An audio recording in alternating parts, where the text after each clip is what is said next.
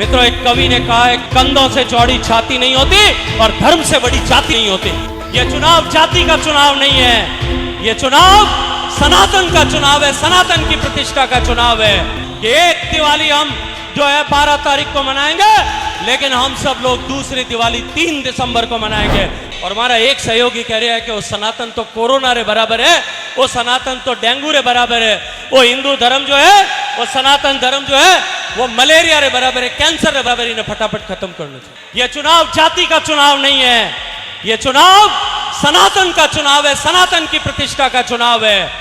मित्रों, एक कवि ने कहा है कि सीने से चौड़ी, कंधों से चौड़ी छाती नहीं होती और धर्म से बड़ी जाति नहीं होती। इसलिए मैं कहता हूं कि यह चुनाव साधारण चुनाव नहीं है, यह चुनाव कोई 1-2 पार्टियों के बीच का चुनाव नहीं है, यह चुनाव सत्ता के परिवर्तन का चुनाव नहीं है, यह चुनाव सरकार बदलने का, सरकार हटाने का या सरकार बनाने का चुनाव नहीं है।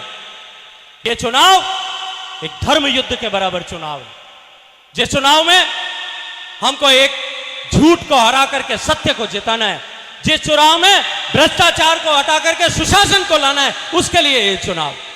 और इन सब से आगे बढ़ करके हमारे बाबूजी बात करता अपन हमें कि सनातन पर जिन तरह की चोट हुई, इन हिंदुस्तान री समृद्धि, इन हिंदुस्तान री खुशहाली, इन हिंदुस्तान रो वैभव, इन हिंदुस्तान री संपन्नता, इन हिंदुस्तान री बौद्धिक संपदा, इन हिंदुस्तान रो ज्ञान हजारों सालों दुनिया अन्य तरफ देखती, अन्य तरफ आकर्षित होती कि भारत रो केड़ो है, सोनारी चिड़िया है।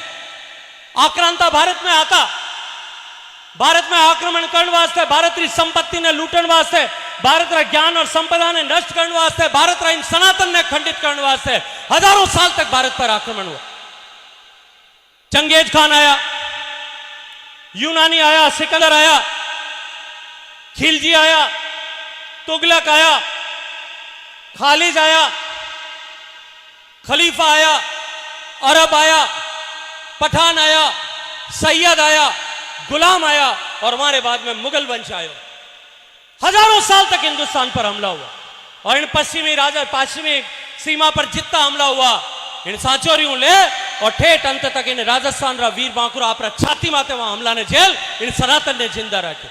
माता बहना आप पुत्रा ने सनातन रे लड़ाई में होम दिया, 3-3 पीढ़ियां होम दी, जब जा रो सनातन धर्म जिंदा रहा। और आज इन सनातन माते हमलो कर रही है कांग्रेस रा लोग।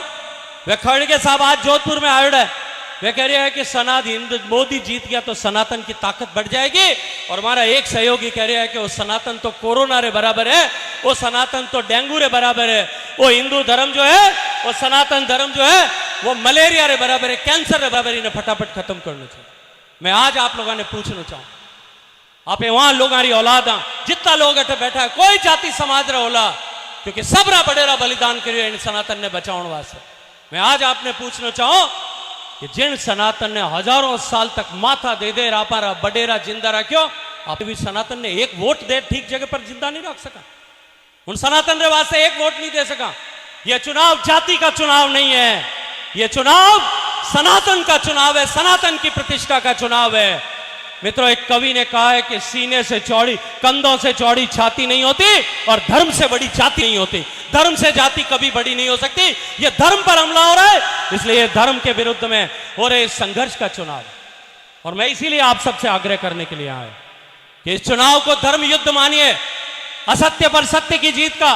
सामने दिवाली का त्योहार आ रहा है, जो असत्य पर जीत के सत्य की जीत का पर्व है। मैं आप सब लोगों का आह्वान करते हुए आज ये कहता हूं कि एक दिवाली हम जो है 12 तारीख को मनाएंगे, लेकिन हम सब लोग दूसरी दिवाली 3 दिसंबर को मनाएंगे।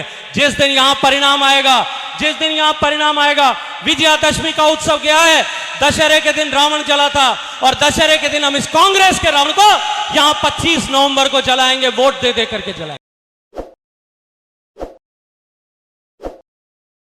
ताज़ा खबरों के लिए विजिट करें द फैक्ट इंडिया की वेबसाइट और डाउनलोड करें द फैक्ट इंडिया ऐप।